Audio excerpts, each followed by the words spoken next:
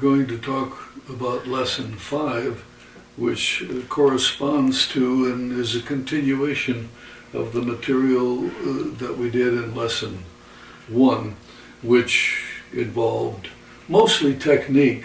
I like to combine technique and reading and ear training in that Lesson 1, or in this case, Lesson 5. But today, before we talk about some technique things, I might mention a few things about ear training. Ear training is so terribly important for musicians, especially jazz musicians, where they're so dependent upon responding to what they hear. Because there's an old saying that you won't play what you don't hear, and that's really true. And to even go further than that on the guitar, you won't play what you don't see. If you don't see things on the fingerboard, you won't play them. But with regard to hearing, when you're playing with others, it's so critical to be listening to what they're doing and responding to what they're playing. And so that's why ear training and developing your ear and becoming more accurate in your determinations of what you're hearing, that's why that's so very important. So you say, well, what do you usually try to hear? Well, obviously we start with just hearing the distance between one note and another. That's an interval. So in most cases, ear training starts with learning to hear intervals, and then of course after that becomes fairly comfortable for you, we would spend time maybe listening to triads or triad arpeggios, or listening to tetrachords and identifying them. 4 notes in a sequence is a tetrachord, and then maybe later on 7th chords and inversions of triads, and lo and behold, even just learning to hear a melody accurately. So ear training is very important. So what is the single most important ingredient, perhaps, with getting accurate with intervals? And that's singing. I think singing is one of the most helpful things when you're trying to develop your ear.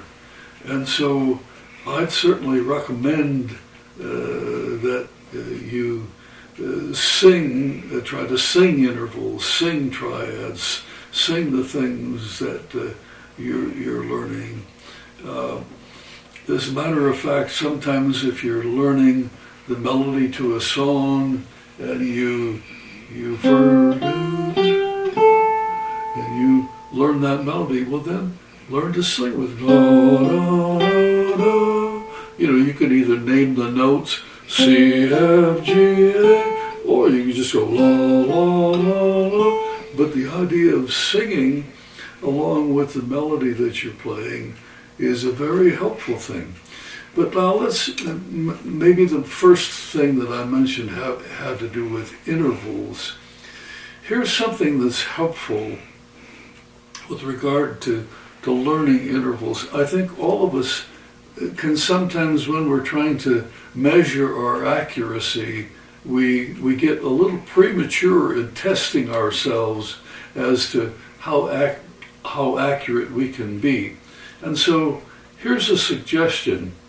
If you wanted to take, and incidentally, when I'm talking about intervals, I'm talking about simple intervals, an octave or less, not compound intervals that are greater than an octave. Just starting with those simple intervals. Let's say you were having a little difficulty hearing the difference between a perfect fifth and a perfect fourth. And so one thing you can do then, make sure your instrument's in tune, of course, but is to start playing that perfect fifth. And you just listen to that sound of that interval of a perfect fifth, And incidentally, now I chose the note C here to sing up to the G, but test your own voice. Maybe you might want to start on an A or a B flat or an F or whatever. But anyway, I'm starting on a C to this G, and that is a perfect fifth. But see, I'm just listening to that sound. Now I'm going to start singing with it. Lo, da, da, da, da,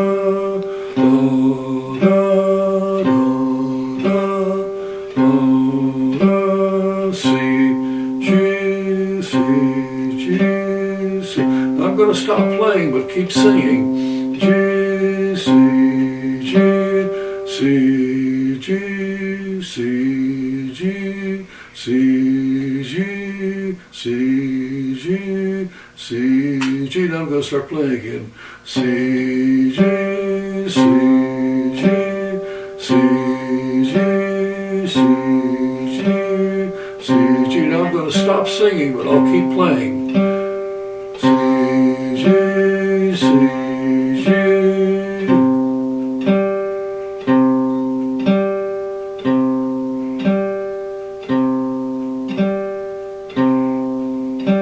So, the point of it all was you weren't trying to sing, if you had troubles hearing between a perfect fourth, that you kept playing the fourth and then the fifth, or maybe you mixed in some other intervals.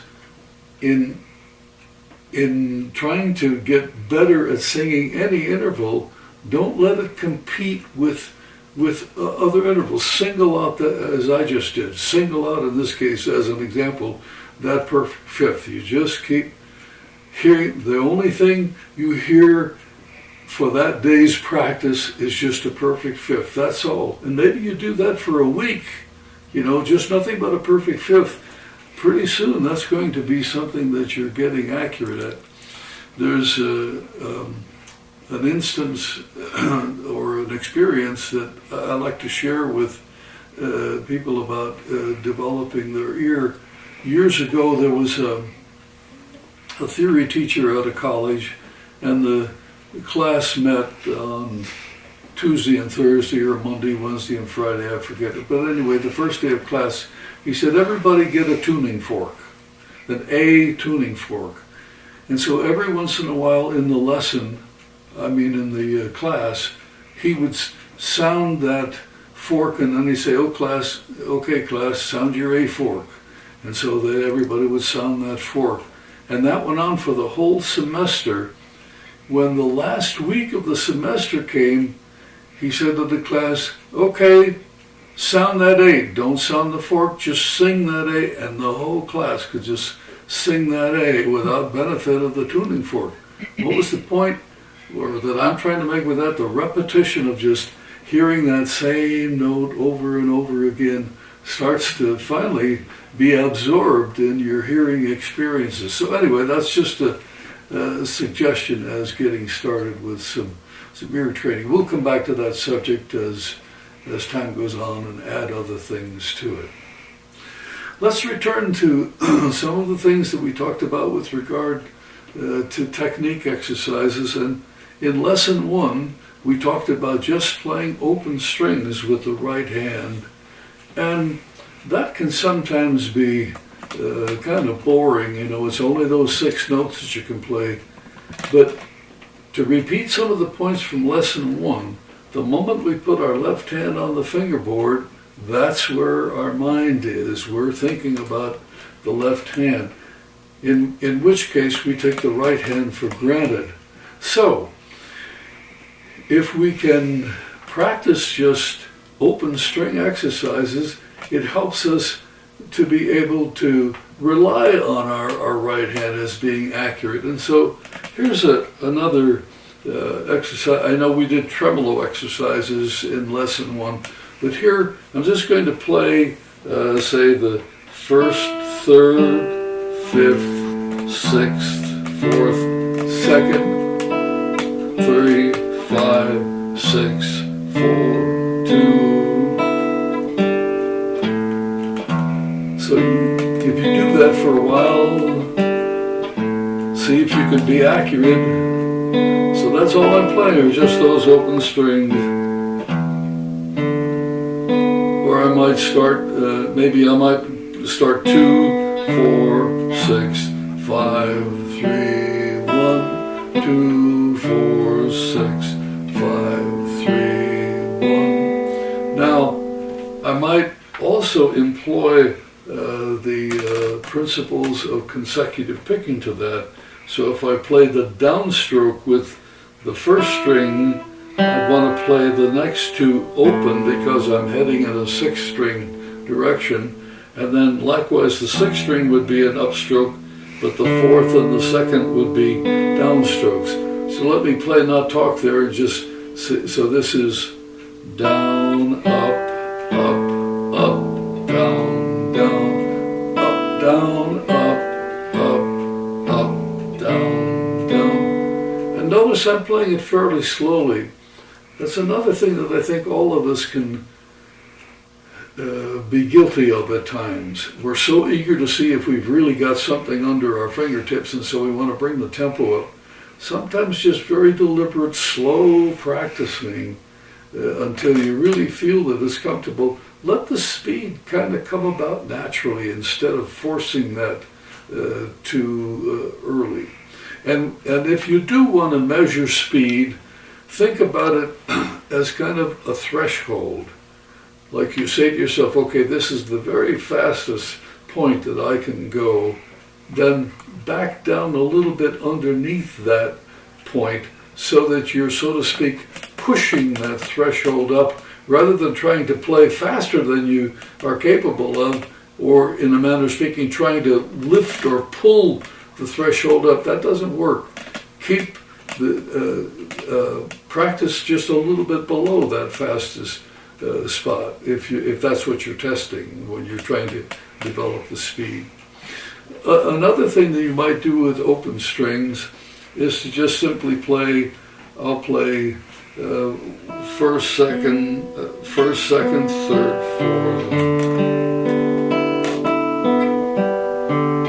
and then second, third, fourth, fifth, and now 3, 4, 5, 6. So let me do that again. It's easier to play it than it is to say it. But first, second, third, fourth, then second, third. Now notice 3, 4, 5, 6. I'm doing what I've been explaining about consecutive picking. Every movement of my hand toward the 6th string, I was always playing that with an upstroke. Every movement of my hand toward the 1st string, I was playing that with a downstroke. So that's something that is part of consecutive picking, and it's also efficiency in picking. Even though there's nothing wrong with, in some instances, going past the string and then coming back on it, that occurs with strict alternate picking. But I think it's a very, if you can already do that, that's fine. But if you've never tried consecutive picking like I was just doing, well, I do that.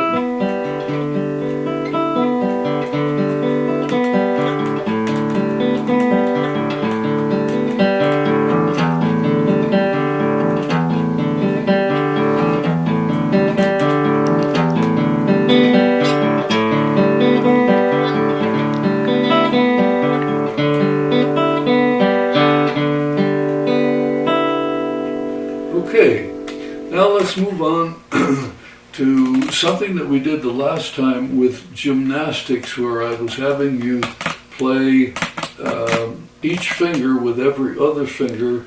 You'll recall we would play things like this. Well, what I'm going to have us do is continue with that today. However, what I want you to do is to add a fret in between. So instead of playing from the 1st fret to the 2nd fret, play from the 1st fret to the 3rd fret with the 1st and 2nd finger. Or in other words, F to G on the 1st string with the 1st and 2nd finger. Like so, it'll look like so.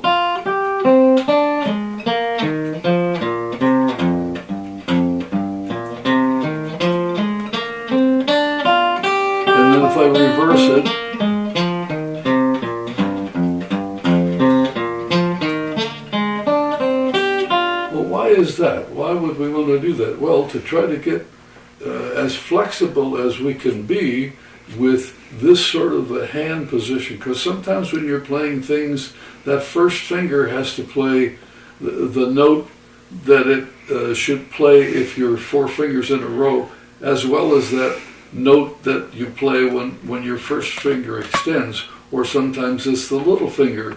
It plays the normal note in the 4/4, and then an additional note that when you extend. So, I just played first to second. Now, let's do it if we play first to third. And incidentally, I'm trying to do that same thing. I'm trying to make each note last as long as possible. And we could play this exercise both with the wrist motion and then the consecutive picking. And so that's what I'm going to do. I'm going to have us play then. I'm playing the first to the 4th fret with the 1st and 3rd finger, like so.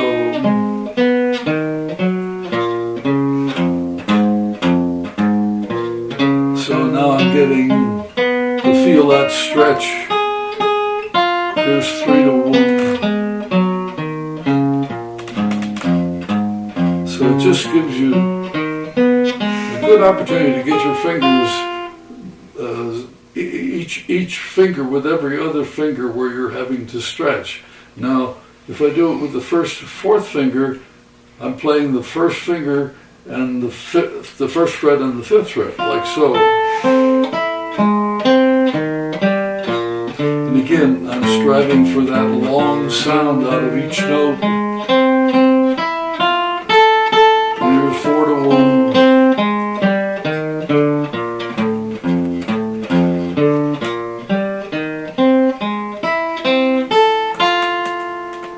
Now, the next one, when I did it before, then we played the 2nd to the 3rd, 2nd finger, 3rd finger, 2nd fret, 3rd fret.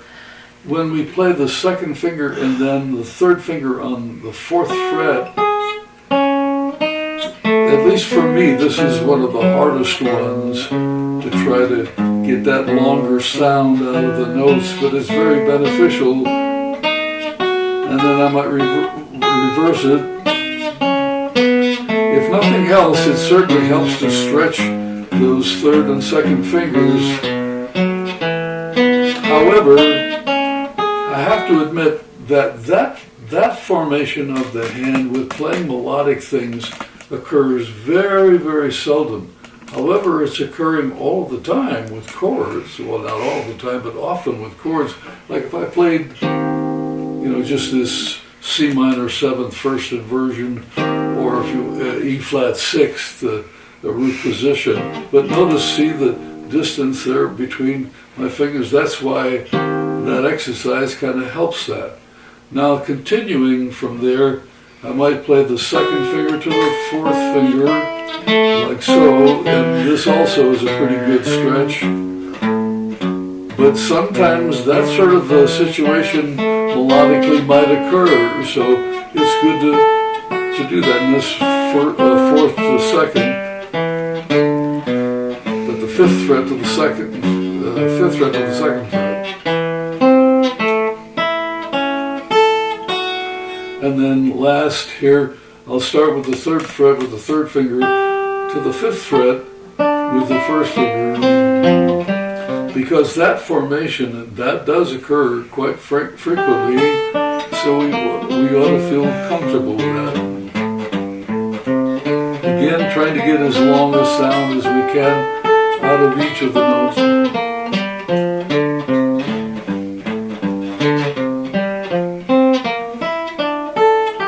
So those are the finger gymnastics, but with an added fret in between.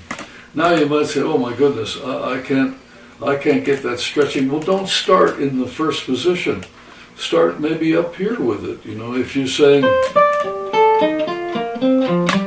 so you might say, oh, that I can handle, we'll practice it there. Because, this, at this point on the fingerboard, playing those 5 frets is not at all a problem. However, in doing so, you're getting used to doing that exercise at any point on the fingerboard. You're not, however, benefiting from stretching. You need to stay in the first position to get those fingers stretched out. But that's something to add to the finger gymnastics exercise that we had.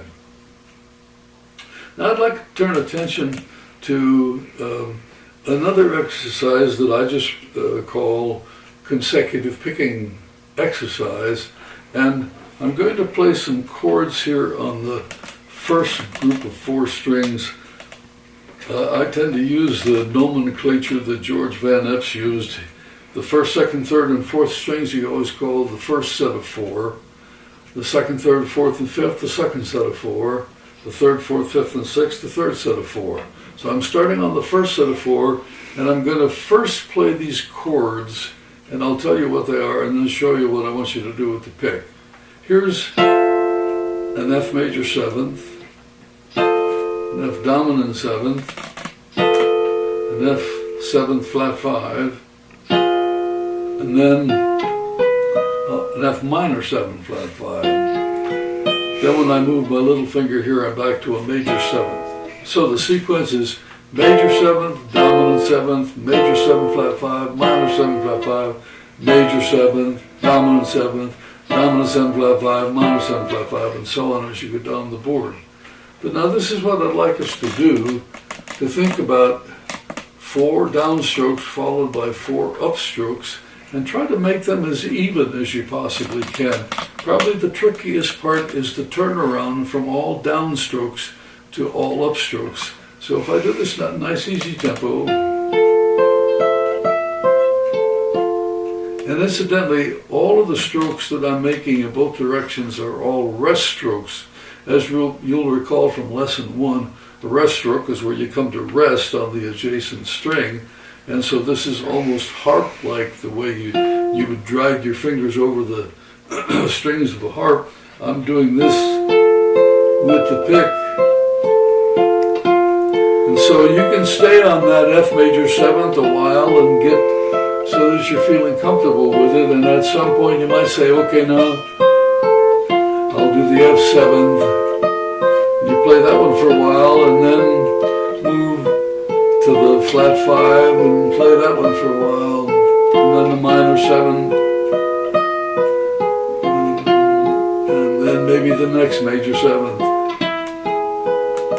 Now sometimes it's kind of interesting to just go from one to the other so that you're having to concentrate a little bit on what you're doing with both hands, but it would sound like this.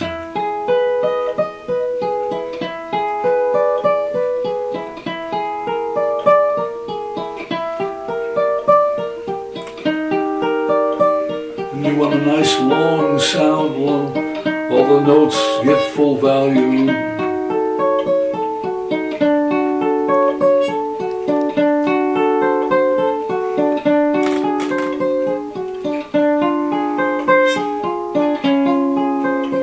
Okay, now if you got here, say you played this B flat major 7, from here on down, it gets kind of stretchy with the left hand, and it's good to do as far as the stretch exercise is concerned, but I'd rather, I guess when I'm doing it and I'm thinking about my right, I want to concentrate on what I'm doing with my right hand. Now, let's say I've done that exercise that I was doing a minute ago, and I want to go in the other direction. Now I'm moving my little finger.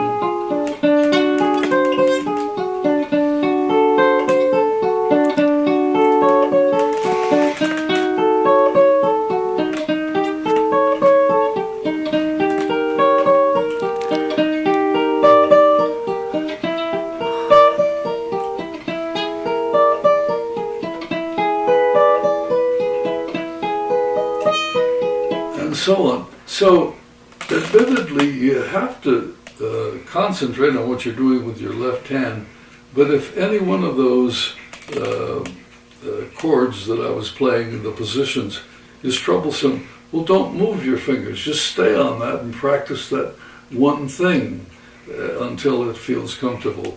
Now, I'm going to do the same thing, except instead of ascending and descending, I'll descend and ascend, so it'll sound like this.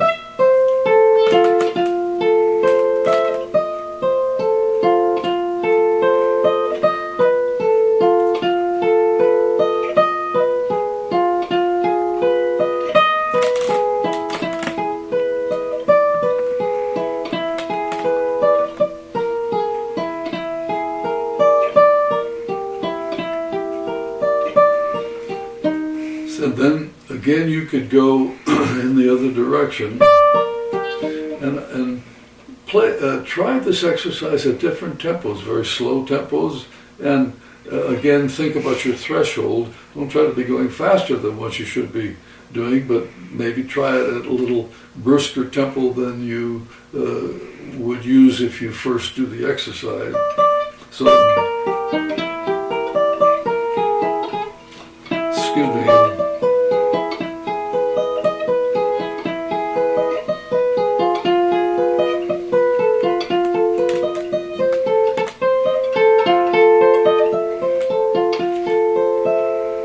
So I missed a couple of times there, and I guess that's the reason to do the exercise. Now, another thing that you can do is to play just ascending, and so it would sound like this. Now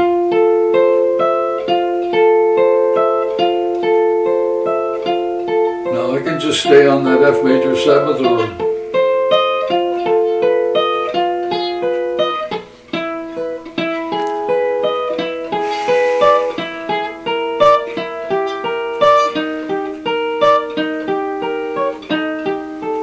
and so now sometimes when you do that, exercise, you have to be thinking about whether you play a rest stroke or a free stroke with it could be a rest stroke or just a free stroke like so. Well, anyway, those are some exercises that we'll talk more about as time goes on. There are some variations on this exercise that you'll find that are helpful. But to just show why that kind of exercise is kind of helpful, why if you were playing a song of some sort, well, see, you'll if you're making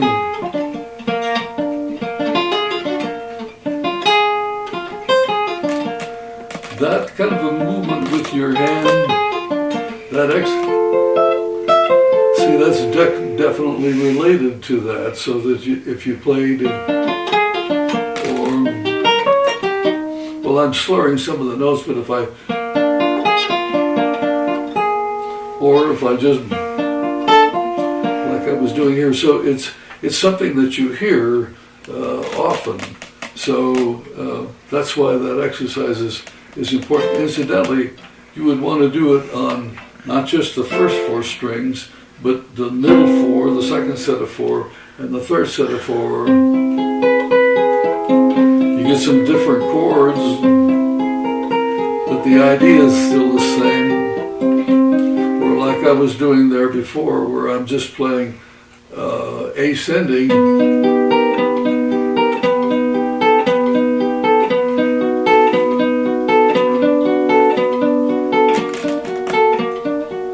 If you did it on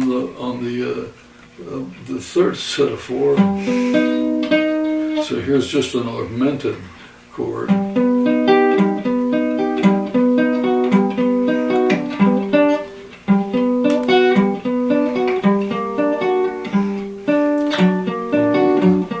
Yeah.